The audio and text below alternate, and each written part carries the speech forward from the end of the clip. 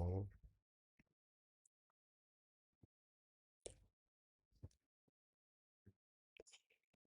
All right, welcome back to another chart breakdown by OPM. In our last two videos, we looked at XAUUSD and we looked at BTCUSD. And today is going to be really a continuation from the two things we looked at last week. Not last week, a couple of days ago, to be honest. But yeah, this is a new week, so last week. We're going to look at BTC and XAU today. Look at the continuation of our analysis and look at what we can actually do to play some trades in the coming week. So without further ado, we're gonna get into it, to be honest, straight into it and straight into the chart analysis. So here we have BTC USD on the daily time frame. In our last video, we looked at potential sells on BTC, but since then, BTC's actually gone on to create a new ATH, and we can see its new ATH at $125,678 per coin. Like every time I look at the price of Bitcoin, I simply just can't fathom the fact that is this high.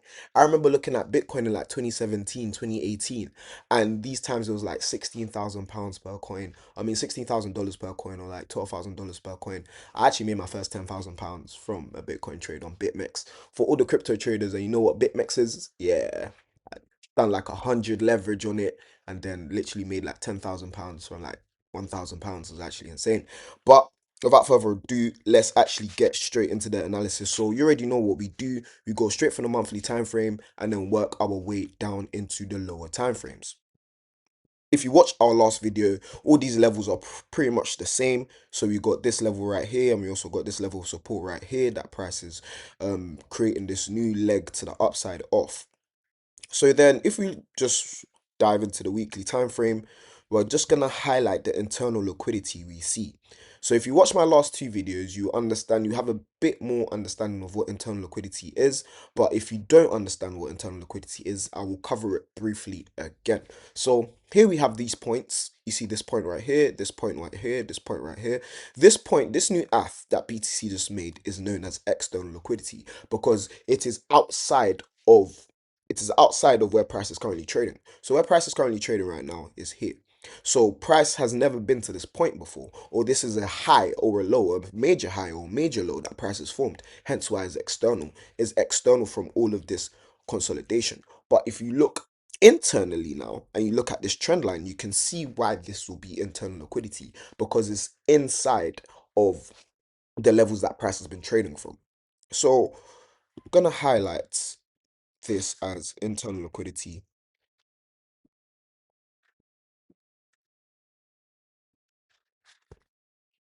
I'll just put internal LQ. So that's internal liquidity right there. I highlighted this in the previous video, but I'll do it again here. And today I'm really just gonna skip through into the lower time frame so we can actually see where we can actually get potential entries for price this week, or where we can get potential entries for BTC USD this week. I am looking to long BTC USD this week though. I'm looking to place some long positions on BTC USD because I do believe that is actually going to shoot up to about 130k this week. Not fully solidified yet, but by the way price is currently moving and by the current price action, I do see BTC moving up to 130k this week. So here we have the previous AF, and I told you guys in the last video, when you see an asset always ATHing, what you need to do, and AF stands for all-time high.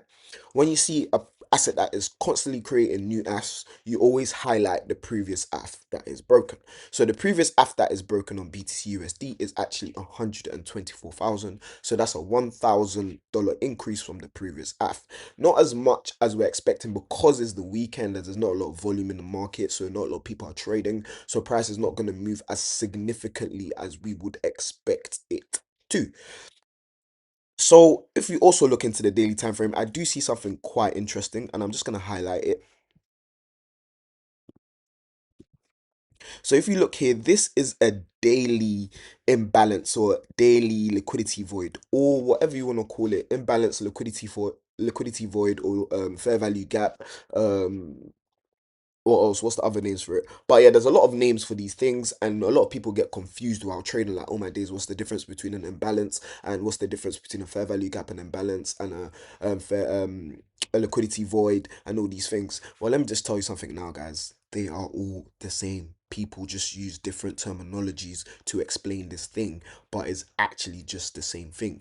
It's a level where price has moved inefficiently. So when you see efficient price movement, and I'm just going to really break down what imbalance is or what a fair value gap is so you actually understand. When you see price movement, so if you look at this candlestick, price has moved from this point all the way up to this point, but in between there is no wicks, or price didn't trade back into that area to rebalance. That's why it'll be called imbalance, because it's a inefficient price movement. So what happens when price moves inefficiently?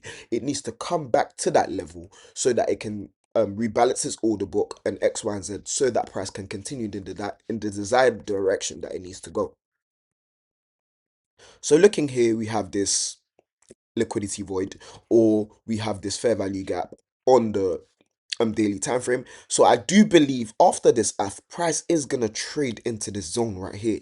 This zone right here is what you really want to look out for in the coming week when trading something like BTCUSD. You want to look for the area of 116k. The reason why I put it at 116k is because that is simply the midpoint. That's the midpoint of this fair value gap. So if you look at the midpoint of this fair value gap, it literally lands at 116k. So that's the price level that we're looking for price to actually come down to. But remember, guys, when you spot an inefficiency or a fair value gap on these high time frames, what do? You need to go into the lower time frames so you can actually get a clearer picture as to where price may move to next. I love this rejection I'm seeing on the daily time frame. This is a pin bar, meaning that there was a strong rejection after price created a new F. So in that strong rejection simply meaning that price couldn't hold that price level. Price couldn't hold that price level and it didn't stay above that price level. What actually happened is that price rejected in the other direction. So when you see a rejection, that usually means that price is short term or long term trying to move in the opposite direction. So the direction that we see price moving in right now is bullish, and we are looking to take some buy trades. But in the meantime, you can catch some retracements to the downside and then get a bear entry for your buys, because if you buy now, price may drop here and then you be liquidated. But if you wait till here and then see price accumulating at this level on lower time frames, then that's almost 2 to 3 confirmations that you have to buy BTC at that current level. Let's just dive straight into we're gonna skip the 4 hour time frame for today, and we're actually just gonna dive straight into the 1 hour time frame. On the 1 hour time frame, we can see price has formed another fair value gap right here. So you want to note out all the fair value gaps that you see, because these are all potential points that price can actually come to and trade from. But here I do see price just sweeping into this area and then just continuing to the upside. It looks quite clean, to be honest. I remember what I told you guys about internal liquidity, and this area is filled with it. I love to see things like this on the chart. It just makes me so happy. All that internal liquidity is gonna get sweet, and I can't wait to just catch that. Because guess what? If you catch that, you know you're making bank. You're making some serious bank. So if you catch BTC from this point here, just to 116k, like we said, to 116k, like we said, that's a 5% decrease in the price of Bitcoin. So therefore, if you place like a one lot, or if you place a one lot on this trade, you will make £6,000. One lot will make you £6,000. Do you get it? Like, do you understand the beauty of trading here, guys? Like, it's not something that you like when people say that trading is like a scam, or like it's simply just a lack of knowledge. You don't understand what you're participating in.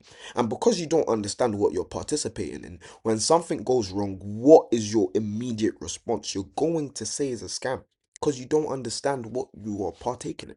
Like, this market is full of profit and is also full of loss. There's two sides, and you need to understand that you can also lose money and you can make money. There's two sides. But once you understand that losing money is part of the market and making money is part of the market, but you have no emotional attachment to both, so you don't feel away when you win and you don't feel away when you lose. Those that's your feelings have to remain neutral because you're dealing with money here, and money is a thing that brings out emotion in human a lot.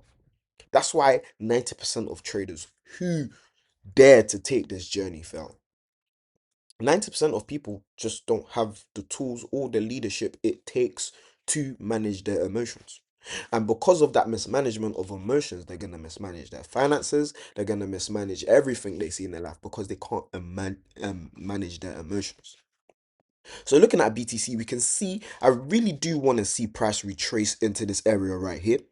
I want to see price retrace into this area right here. Once price actually gets to this level, I'm going to be calling out trades in my Telegram group chat for buyers. And if I do enter any sells, I will let my Telegram group chat know that sales have been entered just to catch price to this $116,000 level.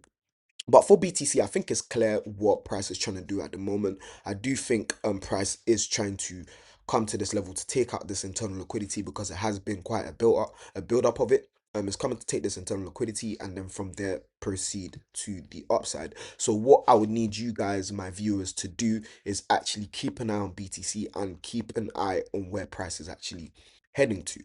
If you see Price break this level right here, so if you see a break of structure to this side,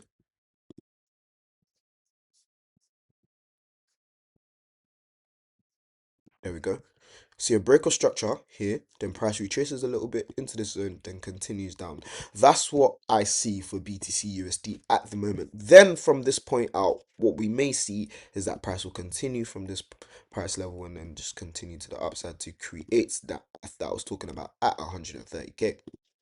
So that's the current outlook that I see for BTC USD. Or what it could do also as well is buy into this zone and then come down here and then continue up there and then obviously come down to the downside. Oh, let's go back. Yeah. So we can see what our current outlook is for BTC USD. We can see that we're looking for it to drop, then rise. So what we're going to be doing throughout the week, we're just going to be scanning for potential entries. How do you scan for potential entries? I did cover this a little bit in my last video, but I'm going to cover it again in this video so you guys can sort of get an understanding of how to scan for entries. So what you want to do is actually start in a 15-minute time frame when scanning for entries. You want to look for, and I'm going to send a PDF into my group chat so that you guys can understand what Wyckoff schematics to look for when looking at lower time frames and even higher time frames, to be honest. You want to look for distributions, you want to look for redistributions, you want to look for accumulations, and you want to look for reaccumulations on the lower time frames. That's how you're able to understand where price is going to reverse from, where price is going to drop from, where price is going to rise from. That's how you actually understand the direction price is trying to move in. So if you look at this example over here, right, we can see that this is a accumulation on the 15-minute time frame. And what happened after this accumulation? Price actually began to rise. Price rose all the way up and created a new F. Now we can see here prices in another consolidation, but what I will call this actually is a redistribution. And these are terminologies you can go and look up and actually learn yourself and whatnot. Learn these concepts yourself. I'll be doing videos as well so you guys can learn alongside what I'm saying and teaching. But at the same time, you guys should do some self-learning to actually understand what prices actually, or what these things mean, what distribution means, what an accumulation means, and X, Y, and Z. So here we have, I do believe that this is a redistribution, and what that means is that price is simply trying to continue to the downside. So if we can spot um distribution on the lower time frames, and then we can also mark out levels of liquidity that price might take. So these we have these relative equal highs on the 15-minute time frame. Hence why I said that price may do something like this. Price may rise up and take those relative equal highs, then drop to the downside. So really and truly, you want to be looking at your entries for, if you are looking to sell, see how price reacts at this level of 124k. See how price reacts around that level. Once you see how price reacts around that level, that should give you a further confirmation that, okay, cool, price is actually trying to drop from where it's currently at. So, given where price is currently at, I think I'll wait a bit before actually placing any trades or looking for any entries on the market. What I will do is just simply scan. But during this week, I've already kind of said I've given a highlight as to what I think price is going to do. I'm going to be updating this conversation throughout the week so you guys can understand how I'm looking at the charts every single day and what I'm thinking each time I'm looking at the chart. So this is going to be part one of this video. So part one of this video is simply just me looking at BTC and then the part two is going to be me analyzing XAUSD. I'm actually going to show you a trade I placed off the analysis that I done previously on my previous video. But yes, thank you guys for tuning in. You already know how we do our OPM. We love charts and we break it down until we get a result. Yes, guys. So obviously, drop this video a like and whatnot, and then yeah, share this to your friends. Like, let them know that OPM drops videos on YouTube, and you can actually learn trading. Like, he doesn't really gatekeep. He doesn't hold back. He shows what he does. So yes, guys, it's been amazing, and I'll catch you guys in the next video. Thank you.